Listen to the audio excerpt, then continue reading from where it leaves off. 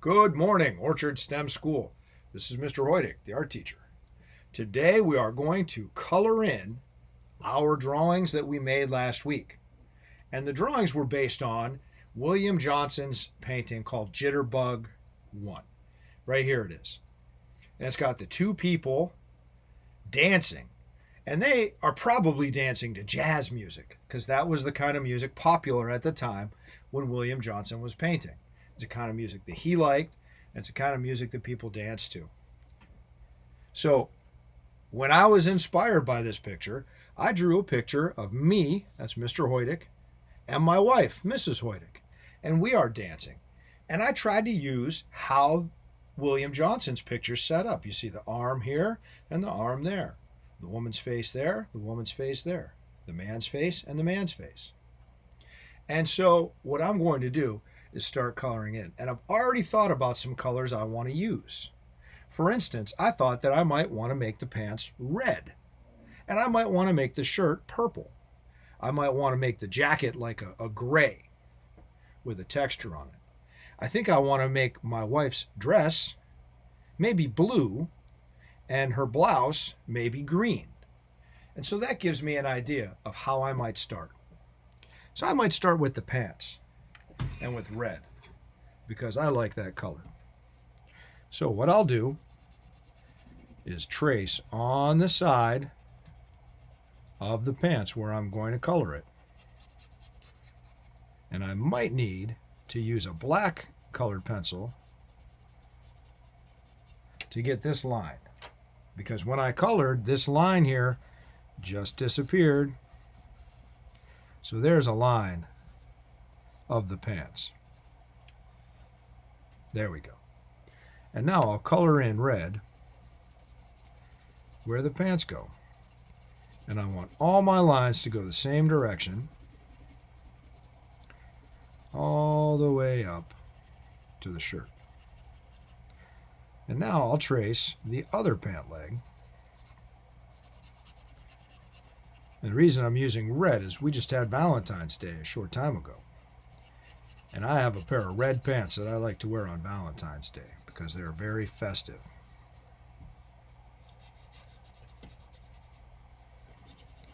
And now I'm going to color in this leg.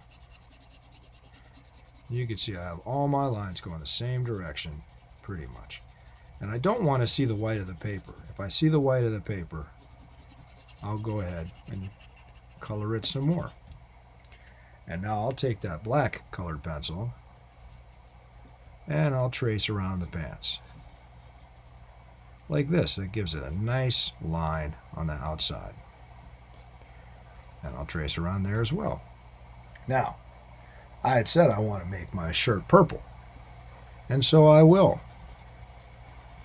So I will trace all the way where my shirt is showing through my jacket. All the way there. And I'll trace around the buttons. And there we go.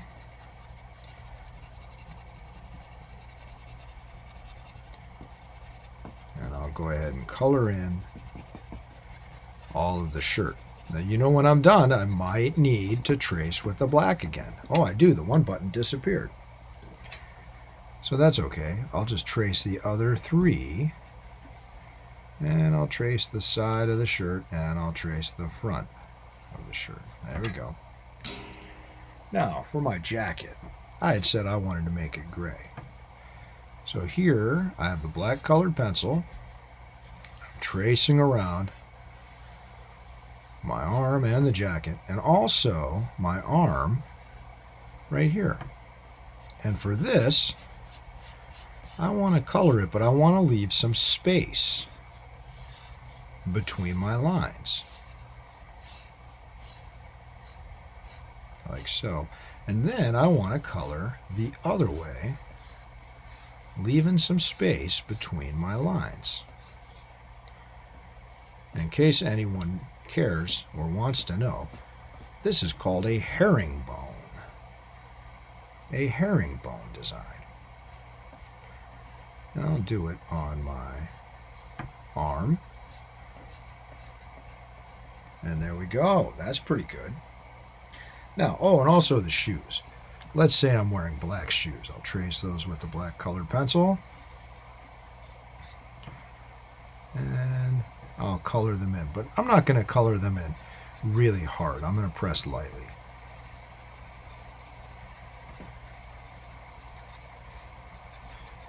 There we go. All right. Let's move on to my wife, to Mrs. Hoydick. And I had said I'd like to use blue and I'd like to use green. I think I'll start with her blouse, her shirt. And I'll trace around. Oh, and I want to leave a little bit of space there for the neck. I didn't realize.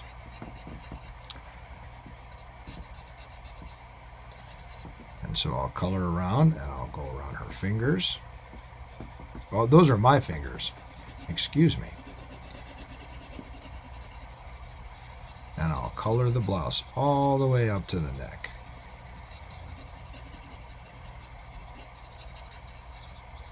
And now might be a good time to trace that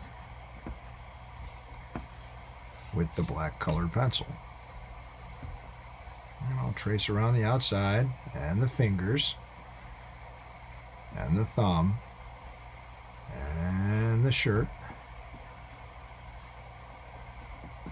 There we go. And now I'm going to color the dress a darker blue. Her skirt. So I trace around the inside first, and then I color it in.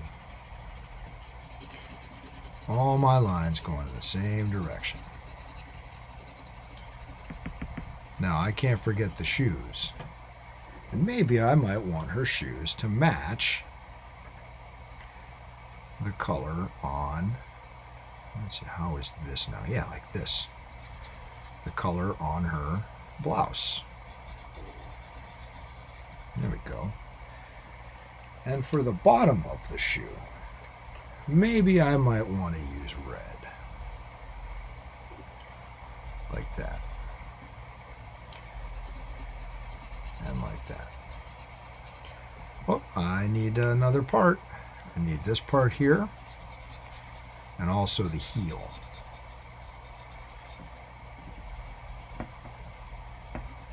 Like that. And I will trace around her shoe to make sure it's a nice solid line.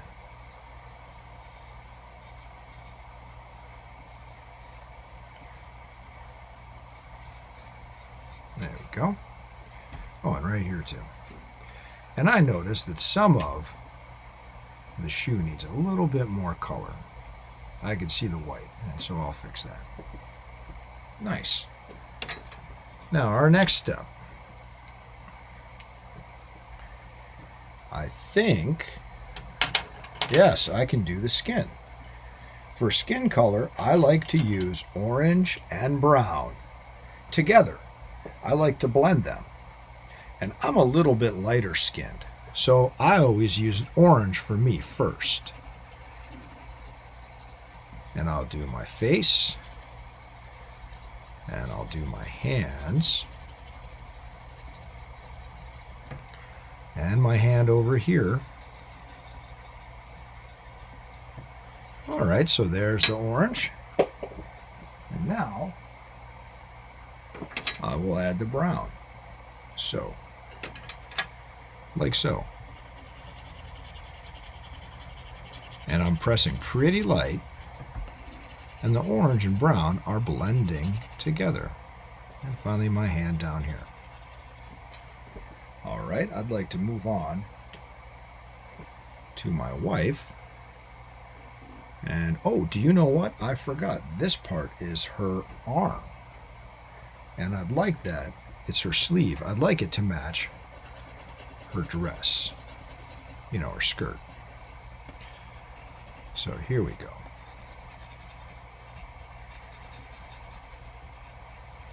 So I trace the inside of it, and then I color it in.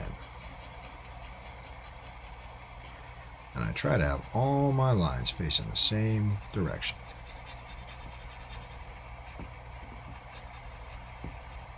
There we go. And I'd like to trace a little bit of that with the black colored pencil.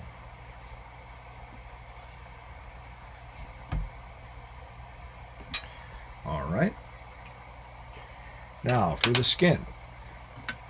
Here is orange, and I don't press too hard, and also on her face and neck, but not on her lips or in her mouth. Forehead here. Oh, and her legs.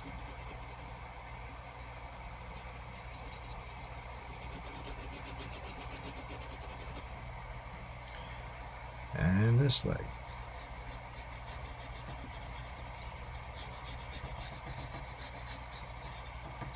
There we go. Now I'm going to use the brown. And so I'll blend the brown in. And I'll blend the brown on her face, forehead, and finally her legs. And I'll blend that orange and brown together. And I'm not going to forget to trace around.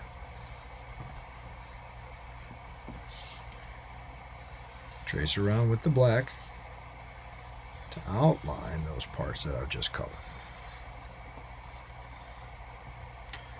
I can also do my fingers, I forgot that. And my thumb. Fingernails. And my hand up here. And I'm going to outline her hair. And for my wife's hair, I'm going to use a little bit of yellow and a little bit of brown. Let me do the yellow first.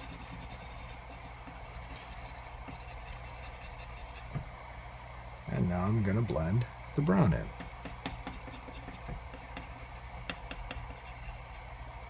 Oh, finally,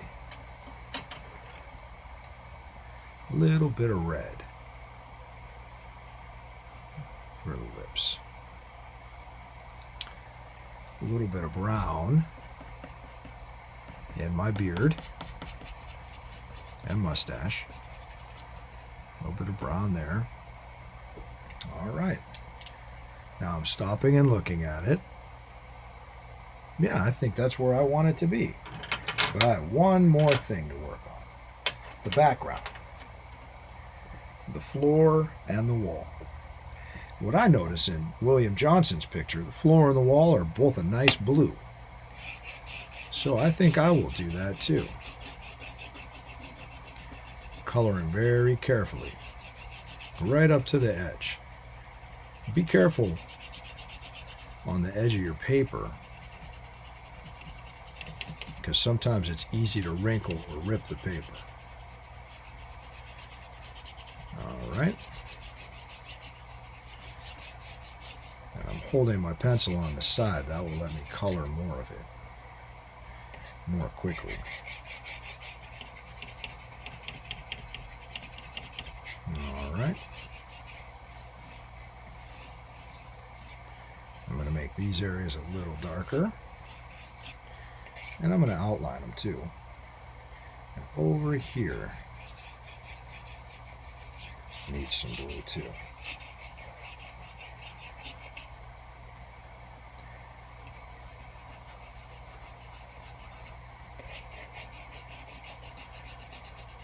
Don't forget the area between the two dancers.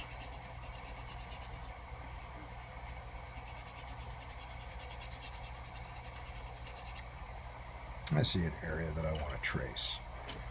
I want to trace around here just a little bit more.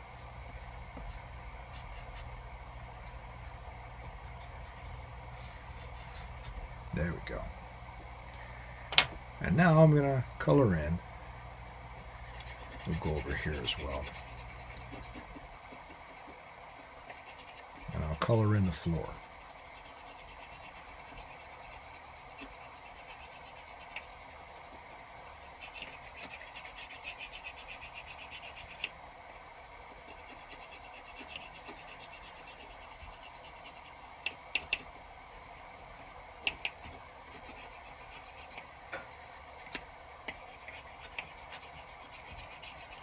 All right, now the last thing I'm going to do is add some details for the background.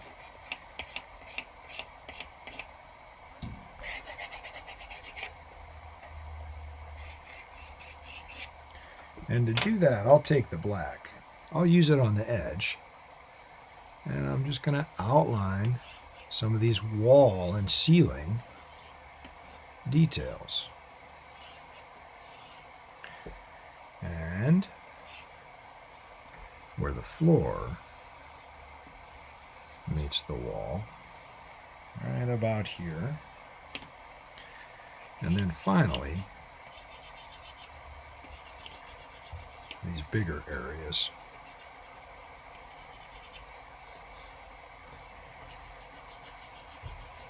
On the floor, this will look nice. We'll make one here too.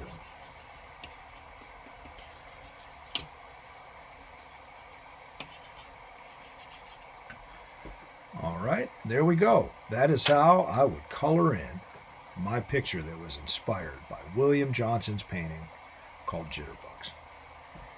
Try your best. I can't wait to see your work. Thanks. Have a great day.